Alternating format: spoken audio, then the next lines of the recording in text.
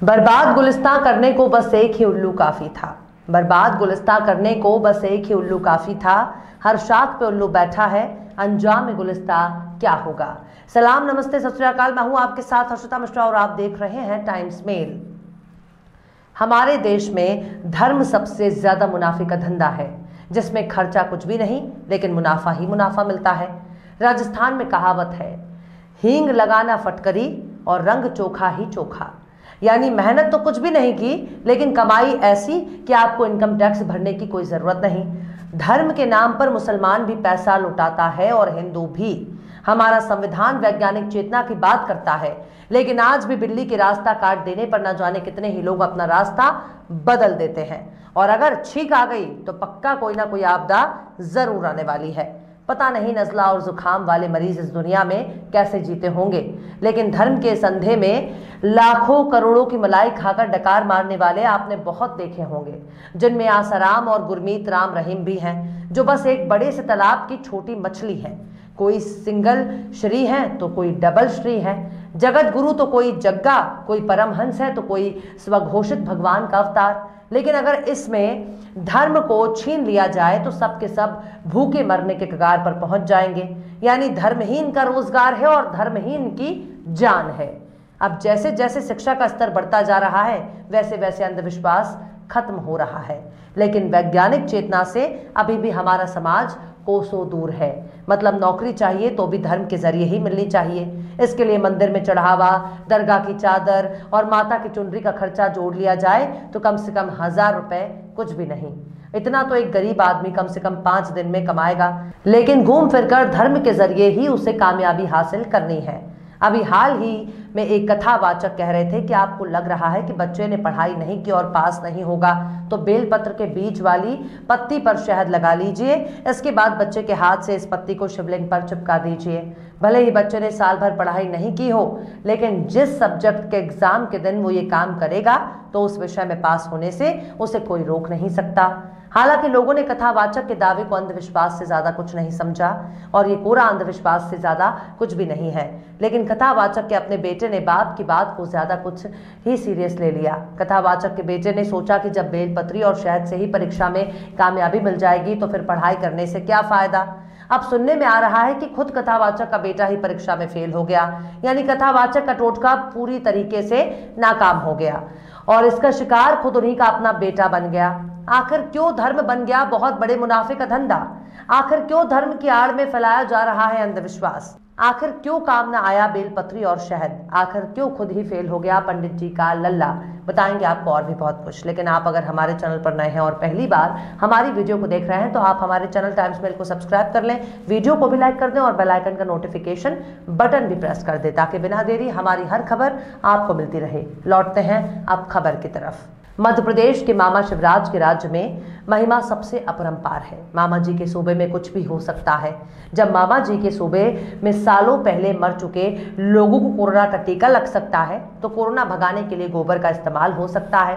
जब खुद भोपाल की सांसद अंधविश्वास की अम्मा बन चुकी हैं तो सोचिए पूरे सूबे का क्या हाल होगा। लेकिन पढ़ाई लिखाई में 13-22 करने वालों के लिए एक कथावाचक बहुत बेकार साबित हुए हैं, या यूं समझ लीजिए कि हम तो डूबेंगे सनम, तुम्हें भी ले डूबेंगे।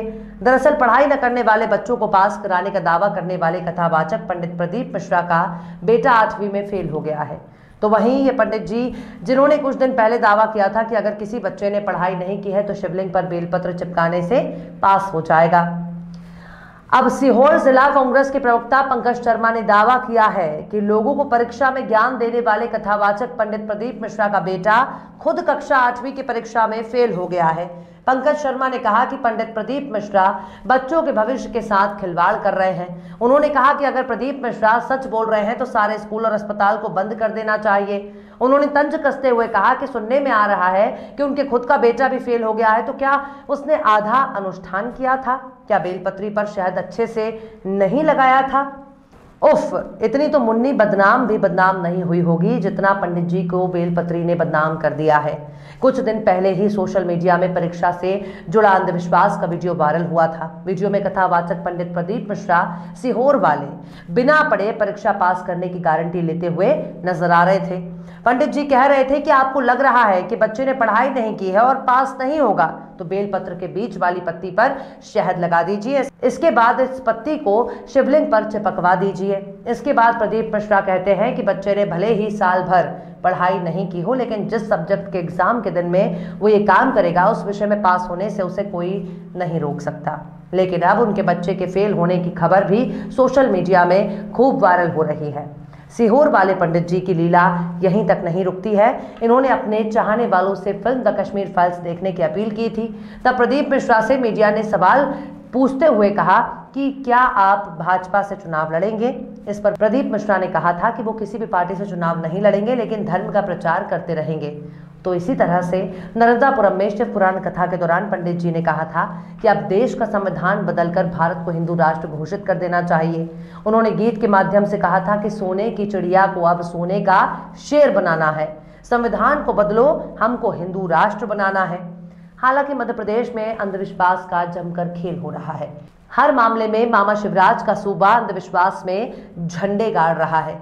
नवंबर 2020 में इंडिया टीवी की इस खबर में बताया गया है कि सीएम शिवराज का गृह जिला सीहोर में सांपों की अदालत लगती है। यानी मध्य प्रदेश में कानून का निजाम एक अलग ही लेवल का है। शायद इसलिए सूबे में कानून का कोई मतलब ही नहीं है। मामला सिर्फ यहीं तक नहीं रुकता, मध्य प्रदेश में अंधविश्वास भी अलग ही किस्म का है।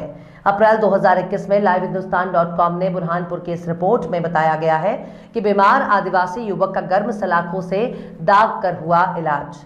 हालत बिगड़ी तो अस्पताल में भर्ती कराया गया। लड़के की मां ने बताया कि बुखार ठीक नहीं हो रहा था, साथ ही उसे दस्त भी लग गए थे। गांव में ही शरीर पर चटक लगाया ताकि वो ठीक हो जाए, पर उसके पैर में सूजन आ गई।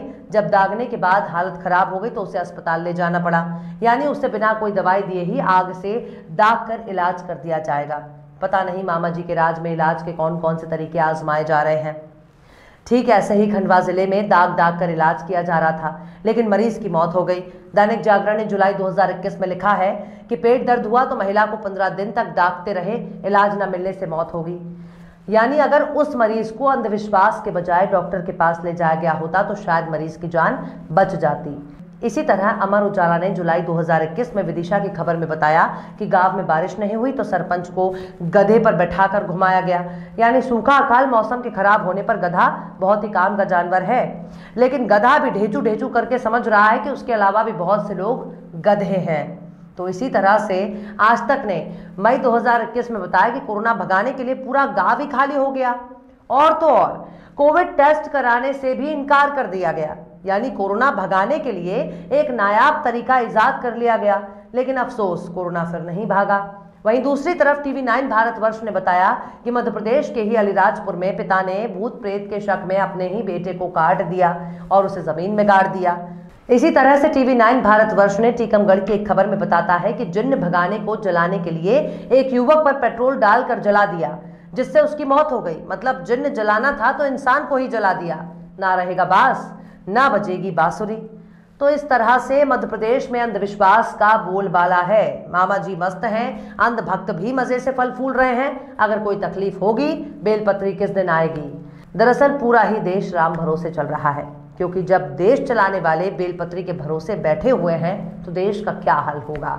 हमारा भक्त मस्जिदों के सामने डांस करने के बाद अब मस्जिद के नीचे मंदिर खोज रहा है, वो इसी में खुश है। बहरहाल चलते चलते आखिर में मीर तकी मीर ने भी क्या खूब फरमाया है, पत्ता पत्ता बूटा बूटा हाल हमारा जाने है। पत्ता पत्ता बूटा बूटा हाल हमारा जाने है, जाने ना जाने गुल ही ना जाने बाग तो सारा जाने है। फिलहाल इस वीडियो में बस इतना ही।